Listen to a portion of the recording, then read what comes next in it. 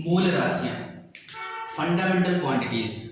मूल राशियों को इंग्लिश में फंडामेंटल क्वांटिटीज कहते हैं। ऐसी भौतिक राशियाँ जो किन्हीं अन्य राशियों पर निर्भर नहीं करती हैं, मूल राशियाँ कहलाती हैं। Those physical quantities which are independent, यानी ये किसी दूसरी भौतिक राशि पर निर्भर नहीं करेंगी, ये स्वतंत्र होती हैं। ऐसी भौतिक राशियों को हम फंडामेंटल क्वांटिटीज या मूल राशियाँ कहते हैं। मूल राशियाँ 7 प्रकार की होती हैं। पहली लंबाई, लेंथ। दूसरी द्रव्यमान, मास। तीसरी समय, टाइम। चौथी ताप, टेम्परेचर। पांचवी विद्युत धारा, इसको इलेक्ट्रिक करंट कहते हैं। ज्योति तीव्रता को ल्यूमिनस ऑफ इंटेंसिटी कहते हैं। पदार्थ की मात्रा को क्वांटिटी ऑफ सब्सटेंस कहते हैं इंग्लिश मीडियम वालों के लिए।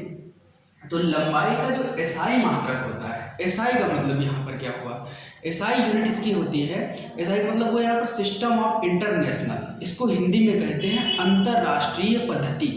यानी कि जो फिजिकल क्वांटिटीज़ हैं इनको किस में नापना है। लंबाई को हम लोग जैसे कि मीटर में नापेंगे, अगर हम दूध लेने जाते हैं तो उसको लीटर में नापते हैं। तो किस पैमाने में किस वस्तु को नापना है, यही इसी का नाम होता है मात्रक।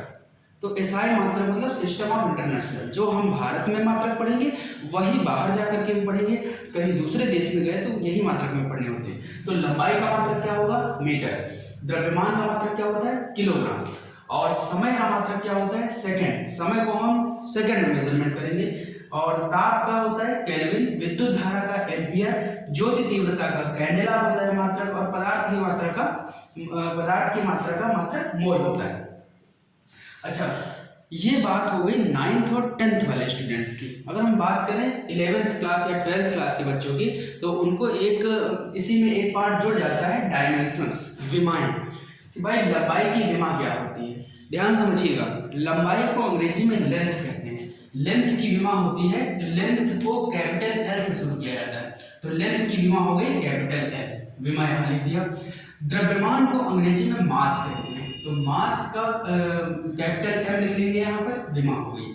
समय को अंग्रेजी में टाइम लिखा जाता है, तो टाइम का कैपिटल टी यहाँ लिख देंगे, याद करने में कोई कठिनाई नहीं है। यहाँ से देखिए इनकी अंग्रेजी याद कर लीजिए और यहाँ पर लिख दीजिए।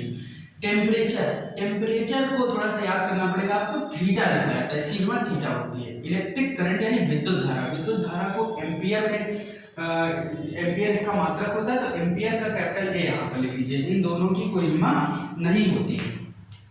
तो एक बार फिर से देख लेंगे कि फंडामेंटल क्वांटिटीज क्या होती हैं। वे भौतिक राशियाँ जो कि इंडिपेंडेंट होती हैं, जो किन्हीं अन्य राशियों पर निर्भर नहीं करती हैं, उन्हें हम मूल राशियाँ कहते हैं। अच्छा, मूल राशियों को नापने के लिए जिन मात्रकों का प्रयोग किया जाता है उन्हें हम मूल मात्रक कहते हैं। ये 7 प्रकार के होते हैं। धन्यवाद। इसके बाद जो दूसरा लेक्चर होगा उसमें हम लोग बात करेंगे कि व्युत्पन्न राशियाँ क्या होती हैं, डेराइव्ड क्वांटिटीज क्या होती हैं। डेराइव्ड क्वांटिटीज जो भी होती हैं वो इन सबसे मिलकर बनती हैं साथों से। धन्यवाद।